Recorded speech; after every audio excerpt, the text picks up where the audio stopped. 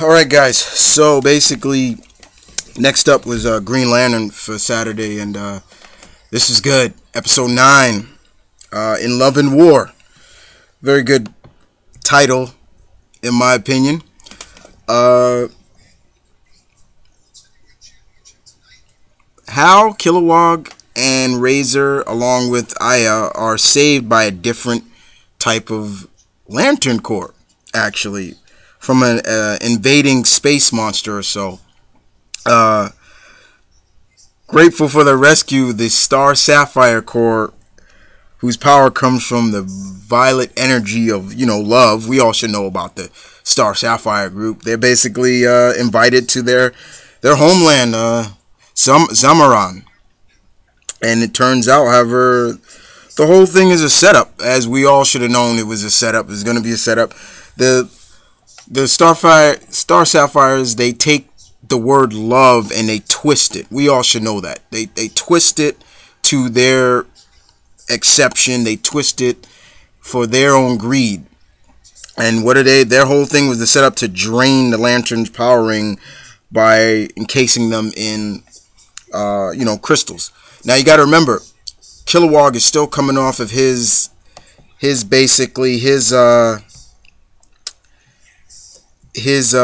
heartbroken, from the last episode from Galia, from the Zor tribe. He's still feeling, reeling in, and Hal is understanding where that's coming from, and because he left Carol back on Earth, and we finally get to see Carol again.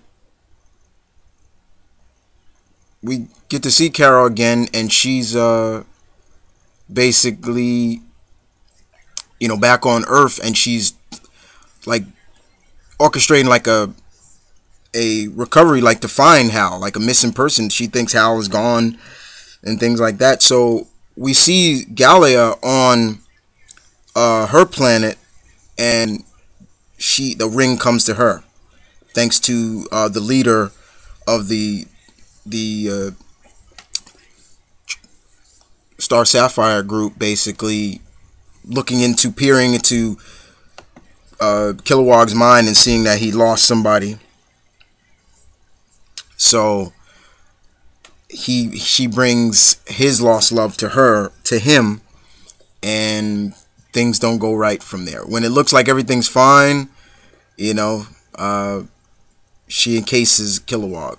Now, in the meantime, Hal, I forget how you say her name. Agapo. I hope I'm saying her name right. Correct me if I'm wrong, guys. They try to set up a plan to get Hal, and Razor doesn't want to come. And one of the princess of the group kind of starts falling for Hal. She starts to really catch feelings for Hal, but they realize that his heart is with another, Carol. And that's where the ring comes to Carol, and she gets into the famous, she looks like how she looks, and when Carol comes on the planet, she sees Green Lantern, and she starts to put two and two together, like, how can I not see through that mask, Hal? And they embrace each other, and it looks like everything's fine for a while, and then all of a sudden she sees another woman behind him, and she's like, oh, okay, I get it. And then that's where that Star Sapphire mentality comes out, and it gets a little bit brutal there. It was fun. Jennifer Hale just really does a great job with Carol, and even when she's angry, it was great. I know, it was fun. And we realize Aya, she comes on the planet to look. Her and Razor come on to look for Kilowog, and they realize that Razor lost a love too, and then they get captured, and we realize that Aya.